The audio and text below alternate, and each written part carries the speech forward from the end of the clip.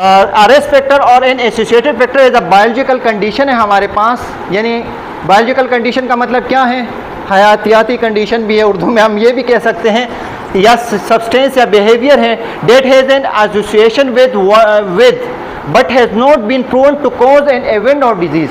आप लोगों को यहाँ पर जवाब मिल गया कि अभी तक ये प्रूफ नहीं हुआ कि आपको ये डिजीज़ करा सकता है या आपको डिजीज़ से बचा सकता है। कुछ ऐसे हमारे पास कुछ एसोसिएटेड फैक्टर है, हम बोलते हैं कि ये चीज़ खाओगे तो आप बचोगे, तो अभी तक ये नहीं हुआ है। तो हम ये कह सकते हैं कि सच टाइप ऑफ जैसे स्मोकिंग है, this is the risk factor है, क्योंकि वो क्या करते हैं, आपके आर्थरोस्क्लेरोसिस का प्लेटलेट सेग्रीगेशन रेट को क्या करता है, बढ़ा देता है ना। हम बोलते हैं कोगुलेशन फैक्टर, क्लोटिंग का रेट जो है बढ़ा देता है, कौन, स्मोकिंग, यानी स्टिकेबिलिटी बढ़ा देता है। और इसके अलावा डायबिटीज़ जो है, डायबिटीज़ का किससे वो है associated factor, sedentary lifestyle is not the associated factor but these are the risk factor. Every person with the sedentary lifestyle जो है, these are not associated factor with cardiac heart disease. हर sedentary lifestyle को cardiac disease तो नहीं होते हैं, सही है। तो हम बोल सकते हैं कि sedentary lifestyle person can are the risk factor for what, cardiac disease, ये हो सकता है, सही है।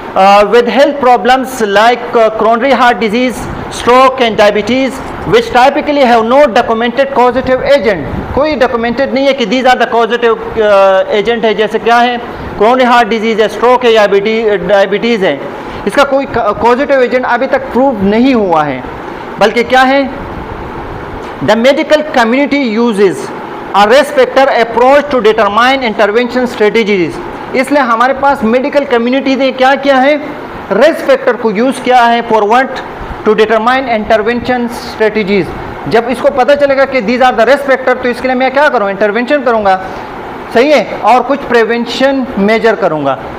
The risk factor for these disease में इंक्लूड, इसमें क्या है रिस्क फैक्टर में इस डिजीज़ के लिए, ओबेसिटी है।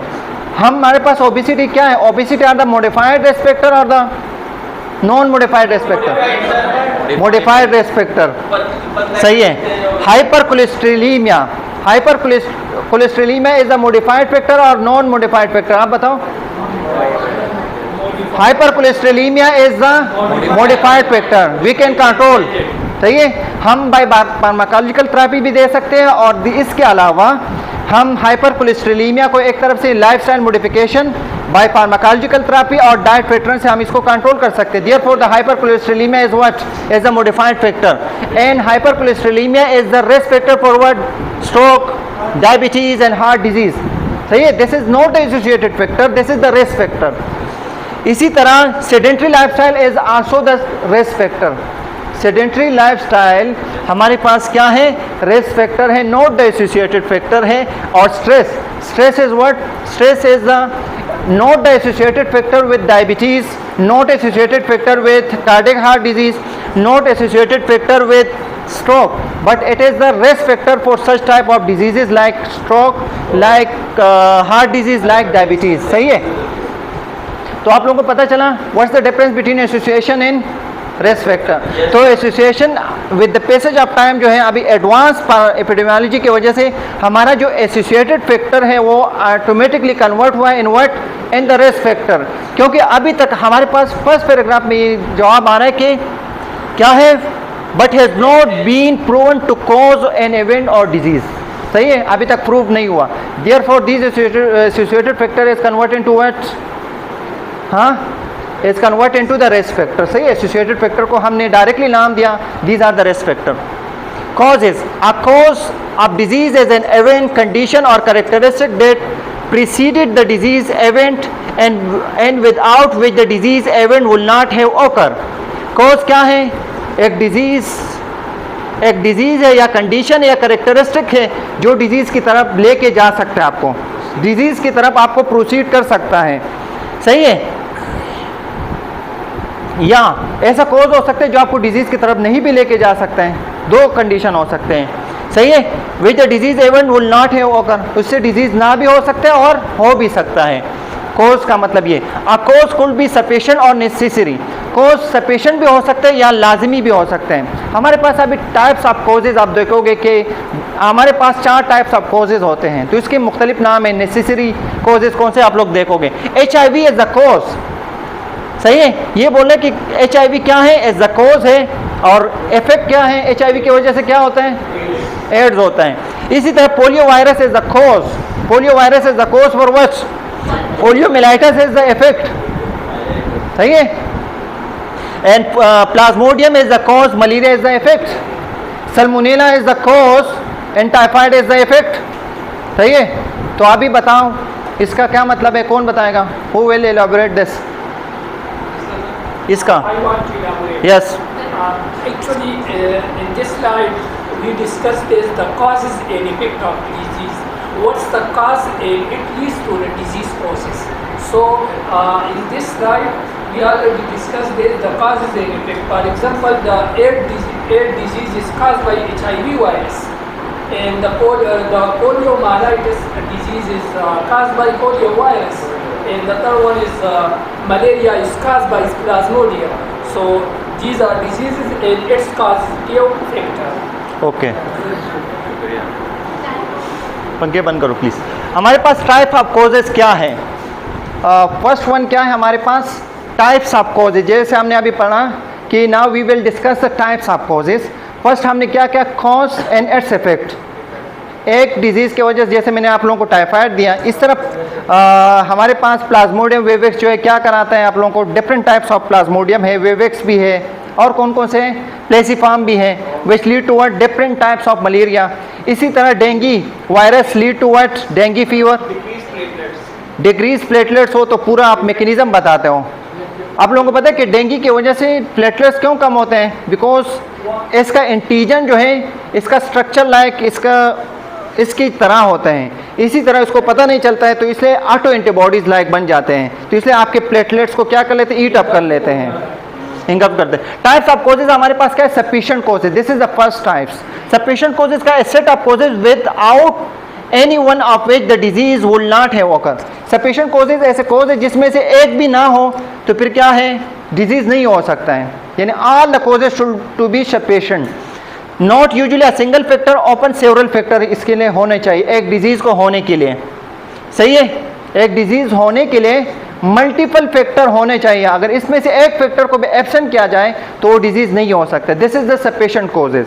The second one is necessary causes. Necessary cause का मतलब ये है, must be present for disease to occur, सही है। ये बोल रहे हैं कि must be present for disease occur, किसी भी डिजीज के लिए ये लाजिमी है। नेसेसरी का मतलब लाजिमी है।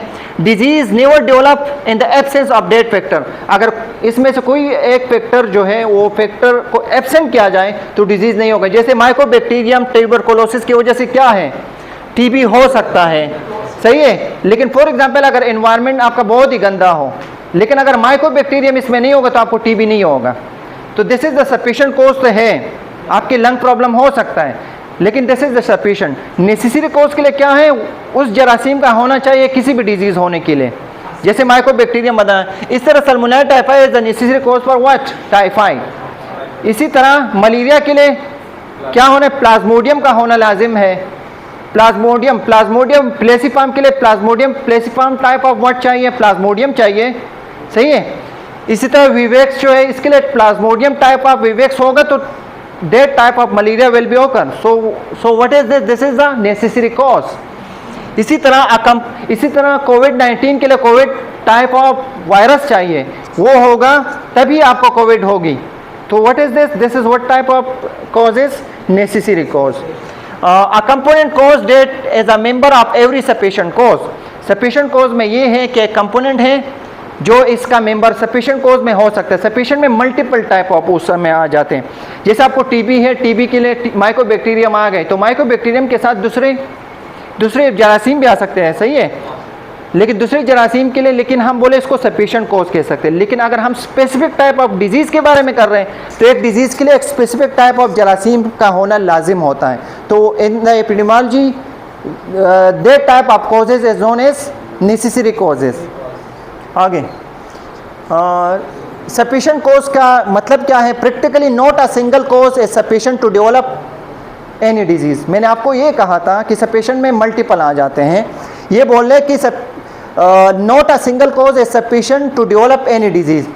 ये बोल रहे कि कोई भी डिजीज़ के लिए एक सिंगल कॉज नहीं हो सकता है, जैसे special in case of non communicable disease because of their multi factor aetiology हो सकते हैं।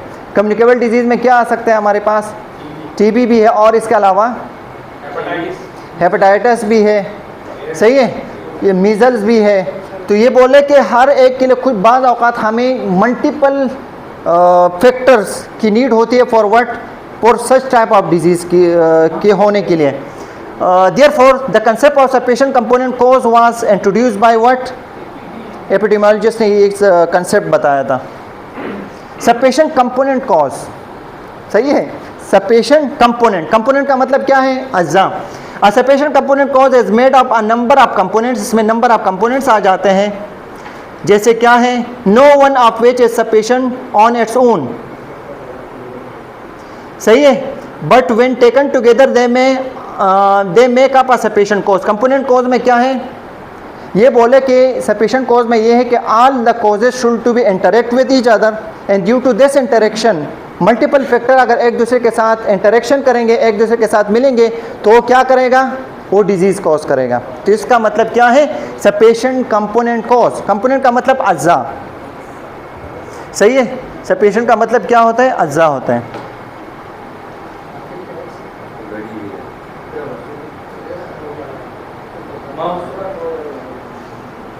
इसको ये तरीका भी नहीं आता है ना। सफिशिएंट कंपोनेंट का मतलब ये है कि sufficient is the multiple factors, और मल्टीपल फैक्टर में जो जो कंपोनेंट्स हैं, ये बोले कि सब कंपोनेंट्स का एक दूसरे के साथ इंटरेक्शन होना चाहिए, और जब सारे फैक्टर एक साथ मिलेंगे तो ये सारे फैक्टर क्या कॉज करेगा? डिजीज़ प्रोड्यूस करेगा, सही है। तो हर एक डिजीज़ के लिए तकरीबन मल्टीपल फैक्टर्स होते हैं, लेकिन बाज़ औक़ात हमारे पास नेसेसरी फैक्टर्स भी आते हैं। नेसेसरी फैक्टर में क्या है? जैसे सल्मोनेला टाइफाइड जो है, मलेरिया, ये सब चीज़ें हैं। आगे जाओ please. Factors of causation, this is the next one. Factor of causation किसे कहते हैं? कौन से आमिल हैं जो कॉज कराते हैं? Action, connection, relationship. 4 types of factors play a part in the causation of disease. हमारे पास 4 टाइप्स ऑफ फैक्टर हैं जो क्या कराते हैं? जो डिजीज़ में हिस्सा ले सकते हैं। All might be necessary but will rarely be sufficient to cause a disease. हो सकता है कि लाजिमी तौर पे हो, लेकिन बाज़ औक़ात कुछ भी डिजीज़ के लिए सफिशिएंट भी हो सकते हैं, सही है, कुछ कॉज। हमारे पास फर्स्ट फैक्टर जो है वो क्या है? Predisposing factor. Predisposing factor क्या है? Create a state of susceptibility to disease agent. ये बोले कि एक कंडीशन प्रोड्यूस करता है, सही है, एक ससेप्टिबल बनाता है, किसके लिए? टू अ डिजीज एजेंट के लिए। जैसे EG6 है, प्रीवियस इलनेस हो, अगर फॉर एग्जांपल अगर आपको प्रीवियस कोई बीमारी हो तो क्या है? You are the predisposing factor हो सकते हैं। फॉर एग्जांपल आपको कौन सी बीमारी है? जनरलाइज वीकनेस है, आप एनेमिक हो, तो this is the anaemia is the predisposing factor for what? For fever हो सकता है, फॉर जनरलाइज वीकनेस हो सकता है, फॉर हाइपोटेंशन हो सकता है, सही है। हमारे पास कुछ कॉज हो सकते हैं। तो प्री डिस्पोजिंग फैक्टर ये कि आप ससेप्टेबल हो सकते हो for what? For disease occurring के लिए। इसके अलावा और कौन सा? एनीमिया के अलावा वेट लॉस भी है, हाइपर कोलेस्ट्रोलेमिया की तरफ अगर आप जा रहे हो तो आप बिल्कुल सेहतयाब हो, लेकिन आपने स्क्रीनिंग कर दी, स्क्रीनिंग की वजह से आपको आपका इसमें क्या लिपिड प्रोफाइल में आपका कोलेस्ट्रॉल लेवल बढ़ने की तरफ जा रहा है, तो what is this? This is the predisposing factor. तो you are the susceptible for what? MI या कोरोनरी आर्टरी डिजीज की तरफ आप जा सकते हो, तो this is what? This is the predisposing factor. तो फर्स्ट टाइप क्या है? प्री डिस्पोजिंग फैक्टर, सही है। They may have no direct bearing on the cause of disease but they add other risk factor, e.g. salivary gland disease for caries development। क्या मतलब? caries development, जी आप ये क्या होता है caries? salivary gland disease for caries development। salivary gland disease for example हम इसमें disease लेते हैं, glossitis हो गया, stomatitis हो गया, ठीक है, सही है। salivary gland disease तो नहीं है। सलेवरी ग्लैंड के एबनॉर्मेलिटी की वजह से लीड करा सकते हैं, सही है। हाँ सही है, आगे जाओ। प्री डिस्पोजिंग फैक्टर समझ आए, जो आपको मैंने मिसाल दी कि प्री डिस्पोजिंग फैक्टर ये हैं कि आप क्या बोलते हैं, साइंस सिम्टम वकूफ़ पजीर नहीं हो लेकिन आपको स्क्रीनिंग की वजह से पता चला। फॉर एग्जांपल आप लोग अगर ब्लड ट्रांसफ्यूजन करते हो तो ब्लड ट्रांसफ्यूजन से पहले क्या होता है, टेस्ट वगैरह होते हैं, स्क्रीनिंग वगैरह होती हैं, तो स्क्रीनिंग की वजह से पता चल गया। स्क्रीनिंग में जब फाइंडिंग आउट हो जाती है तो आप क्या करते हो, तो हाँ डॉक्टर इसको बताते हैं कि you are the susceptible for what, for such type of disease, तो आप क्या करते हो, प्रिवेंटिव मेजर और कुछ वैक्सीनेशन स्टार्ट कर लेते हो ना। तो this is what, this is the predisposing factor, this is the first type. आगे जाओ प्लीज। ये कौन सा स्लाइड है, 19 सही है। दूसरा है एनेबलिंग फैक्टर। एनेबलिंग फैक्टर का मतलब क्या है, उसके काबिल बना। सही है। Enabling factor environment condition which favour the development of disease. सही है। एनेबलिंग फैक्टर किसे कहते हैं, एक ऐसा कंडीशन जो फेवर करता है, जो फैसिलिटेट करता है forward for development of disease के लिए। जैसे लो इनकम होगा तो फिर क्या होगा, न्यूट्रिशनल स्टेटस कम होगा ना, पुअर हाउसिंग, सही है, poor nutrition, inadequate mental facility, तो this will lead to what, this will lead to facilitate for development of disease. तो ये हमारे पास का एनेबलिंग फैक्टर है, यानी मौके फराहम करने वाले फैक्टर्स, अवामिल। और इसके अलावा कौन से फैक्टर्स हो सकते हैं, ये तो यहाँ पर हो गए। हाँ, और कौन से हो सकते हैं, कोल्ड वेदर जो है नमूनिया के लिए, हाँ कोल्ड वेदर जो है, this is also what, enabling factor है। यानी आप कोल्ड वेदर तो है लेकिन आप इसके लिए कुछ प्रिवेंटिव मेजर नहीं करते हो, सही है, तो इसलिए क्या होगा, this is also what, this is also the enabling factor. तो this is the second type है जो कॉजेटिव फैक्टर में आ जाते हैं। और लो इनकम का क्या लिंक है भाई, फॉर कॉज ऑफ डिजीज के लिए, पॉवर्टी तो है, तो लो इनकम का क्या डिजीज से, जब लो इनकम होगा तो स्ट्रेस होगा, तो stress will lead to multiple type of chronic disease. सही है,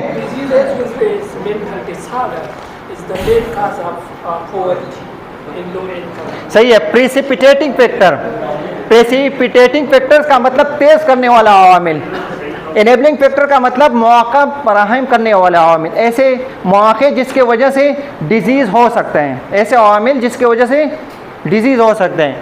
precipitating factor, this is the third type of what, this is the third type of positive factor, जिसकी वजह से क्या होते हैं, जिसकी वजह से डिजीज़ जो है, फॉर एग्जांपल एक डिजीज़ को ऑकर करने में एक दिन लगता है, तो उसके लिए प्रेसिपिटेटिंग फैक्टर की वजह से फिर क्या होगा, 1 घंटे में वो लगेगा, तो तेज करने वाला अवामिल। फॉर एग्जांपल स्पेसिफिक और noxious agent, exposure to which can be associated with the onset of the disease, E G. Pollen is asthmatic attack. For example एक पेशेंट का हिस्ट्री फॉर अस्थमा है, लेकिन अगर इसको क्या हुआ, एक बंदे ने एनवायरमेंटल पोल्यूशन स्टार्ट हो गई, धूल वगैरह में वो चला गया, सही है, वहाँ पर एनवायरनमेंट साइड नहीं, वहाँ पर एनवायरनमेंट साफ नहीं होगा तो फिर क्या होगा, अगर इसको धूल लगेगा तो फिर क्या होगा, या कहीं पर फूल वगैरह ज़्यादा होंगे, या किसी ने फूल दिया और एंड द पेशेंट और the person is allergic to such type of flowers, तो फिर क्या होगा, तो इस पोलिंग ग्रेन की वजह से इससे वो एलर्जिक हो, तो फिर क्या होगा, इसको अस्थमेटिक स्टार्ट हो गई। लोग कहेंगे को मेरे खातिर है, लेकिन वो सच में वो क्या था, वो अस्थमेटिक अटैक था। सही है, तो this is what, this is the precipitating factor है। सही है। दूसरा है रेनफोर्सिंग फैक्टर। रीएनफोर्सिंग फैक्टर क्या है, जो एग्रीवेट्स करते हैं एस्टेब्लिश आर डिजीज। एग्रीवेट्स का मतलब क्या है, एग्रीवेट्स का मतलब बढ़ाना, सही है, जो ऑलरेडी डिजीज हुआ है। Factors which aggravates an already establish of disease और स्टेट, ऑलरेडी पेशेंट को डिजीज है, लेकिन इस डिजीज को क्या कर सकते हैं, ऐसे आमिल इस डिजीज की क्या बोलते हैं, क्रिटिकलिटी जो है, क्रिटिकल कंडीशन को मजीद क्रिटिकल बना देता है, तो इसको क्या है, इसको बढ़ा देता है।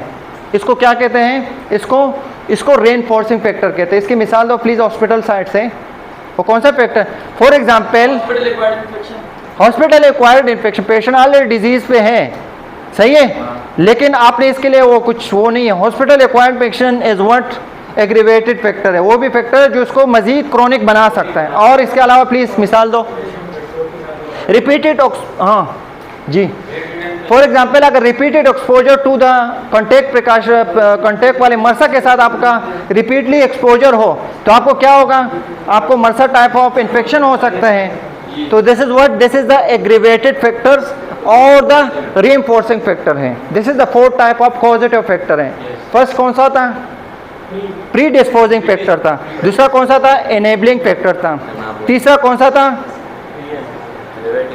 हाँ तीसरा प्रेसिपिटेटिंग फैक्टर्स, जिसकी वजह से मजीद किशना और तेज हो सकता है, प्रेसिपिटेटिंग फैक्टर। चौथा कौन सा था, रीइंफोर्सिंग फैक्टर्स, सही है। The term risk factors are those factor that have a direct connection to the cause of disease. Risk factor जो टर्म्स हैं वो जिसका डायरेक्टली कनेक्शन है, वो फैक्टर्स है, वो आमिल है जिसका डायरेक्टली कनेक्शन किसके साथ है, डिजीज के कॉज के साथ है, कि ये डिजीज कॉज कर सकता है, सही है। But are not sufficient to cause the disease, लेकिन ये डिजीज को कॉज करने के लिए सफिशिएंट ना भी हो सकते हैं।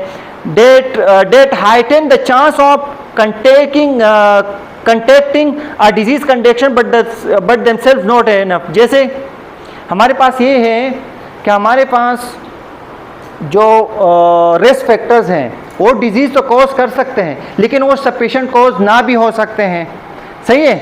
लेकिन ये क्या कर सकते हैं, ये एक एजीनेस प्रोवाइड कर सकते हैं फॉर कॉज ऑफ डिजीज़, सही है। यानी प्रेसिपिटेटिंग फैक्टर करा सकते हैं। प्रेसिपिटेटिंग फैक्टर मीन तेज़ी ला सकते हैं आपको डिजीज़ को। जैसे फॉर एग्जांपल अगर 2 बंदे हैं, एक का इम्यून, एक कमज़ोर और एक क्या स्ट्रॉन्ग है, दोनों स्मोकिंग कर रहे हैं, तो कौन से लोगों में हाई रिस्क होगा, हाई टेन कौन से होंगे, कमज़ोर लोगों में ज़्यादा चांसेस होंगे चेस्ट प्रॉब्लम या लंग प्रॉब्लम हो सकते हैं, सही है। Refined sugar, bacteria for carries, bacteria कौन से लोगों में ज़्यादा फॉर कैरीज होगा,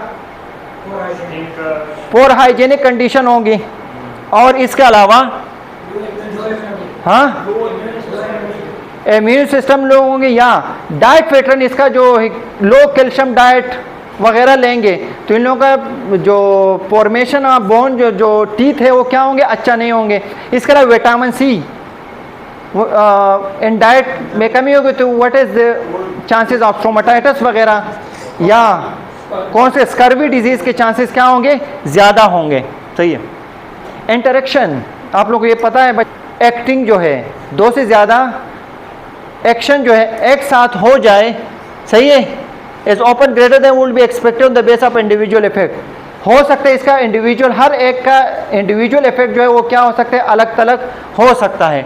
2 or more causes acting together to amplify greater than inductive the intensity of the effect produced। ये बोले कि 2 या 2 से ज़्यादा कॉजेटिव फैक्टर अगर एक साथ एक करें तो इसकी वजह से फिर क्या होगा, इंटेंसिटी ऑफ द इफेक्ट जो है वो क्या होगा, प्रोड्यूस होगा, और इंटेंसिटी ऑफ द प्रोडक्ट फिर क्या होगा, ग्रेटर होगा। जितना कॉजेटिव फैक्टर जितना ज़्यादा होंगे, इंटेंसिटी ऑफ द इफेक्ट फिर ज़्यादा होंगे, ग्रेटर होंगे। These are the directly proportional है, सही है। Is the risk of cancer a smoker, risk of cancer क्या है, स्मोकर है। Expose to the asbestos is greater than the summation of the effect of each of the factor. क्या मतलब, asbestos क्या चीज़ है, risk of cancer is smoker exposed to asbestos, those chemical particles which are present or consist in smoking in tobacco is called asbestos। कभी सुना है asbestos chemical agent है, carcinogen types हैं, present in tobacco। तंबाकू वगैरह में पाए जाते हैं, जो क्या है, risk of cancer smoker expose to the, हमारे पास डायरेक्टली वो स्मोकिंग नहीं होते बल्कि हमारे पास वो कार्सिनोजन है which is present in the smoking, जिसको हम क्या कहते हैं, एस्बेस्टोस होते हैं। Is greater then summation of the effect of each of the factors हैं, यानी हर एक फैक्टर के साथ इसका ताल्लुक हो सकता है। ये हमारे पास प्लीज़ यहाँ तक वो कर लो।